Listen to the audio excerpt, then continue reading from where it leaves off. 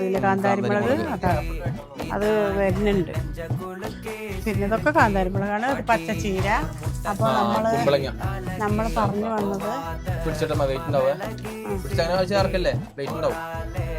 വള്ളി ചേർക്കത്തില്ല അമ്മ. അപ്പൊ ഇതാണ് കുമ്പളങ്ങ ഏകദേശം സെറ്റ് ആയിട്ട്. അപ്പൊ ഈ കുമ്പളങ്ങ നമ്മള് ഗിവ് കൊടുക്കാൻ പോട്ടാ.